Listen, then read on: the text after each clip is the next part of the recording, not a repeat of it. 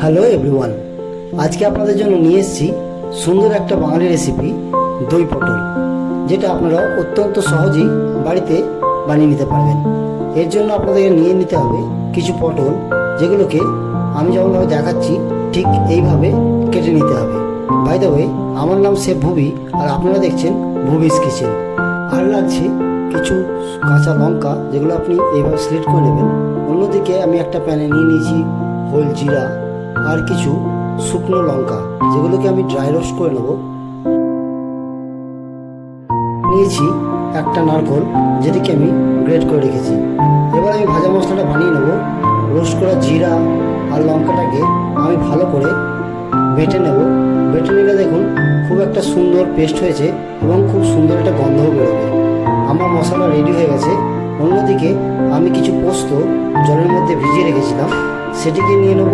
Are great করা নারকেলটাও আমি এর মধ্যে অ্যাড করে নেব। এর মধ্যে চাইলে আপনি কাঁচা লঙ্কাও দিতে পারেন। আমি এটাকেও ভালোভাবে বেটে নিয়েছি, যেন এর মধ্যে কোনো দানা না থাকে। দেখুন কত সুন্দরভাবে ভালোভাবে বাটা হয়ে গেছে। এবার এটাকেও আমি তুলে সাইডে রেখে দেবো।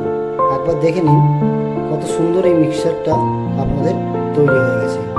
চলুন তবে দেখে নিই আমাদের আজকের ইনগ্রিডিয়েন্টস। প্রথমে পটল, চেরা লঙ্কা, লাগছে নারকেল পেস্ট, দই, ভাজা মশলা যেটা আমি আগে বানিয়ে রেখেছি, আর লাগছে আপনার হিং।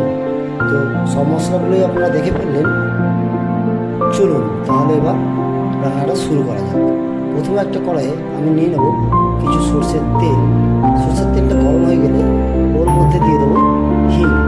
হিংটা যখন ফুটতে শুরু করেছে, ওর মধ্যে আমি অ্যাড করে দেবো আমার কেটে রাখা পটলগুলোকে। পটলগুলো দেওয়ার পরে আপনাকে একটু নেড়েচেড়ে নিতে হবে। তারপরে আমি ওর মধ্যে দিয়ে দেবো কাঁচা লঙ্কা।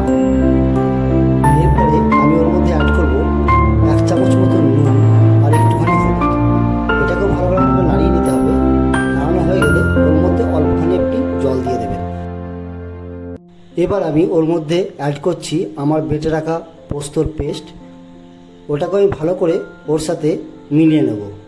যখন দেখবো এটা ওর সাথে ভালো করে মিলে গেছে, ওর মধ্যে আমি দিয়ে দেবো একটুখানি চিনি, যেটা আপনার স্বাদ অনুযায়ী আপনাকে দিতে হবে, আর গ্রেট করে রাখা বাকি নারকেল।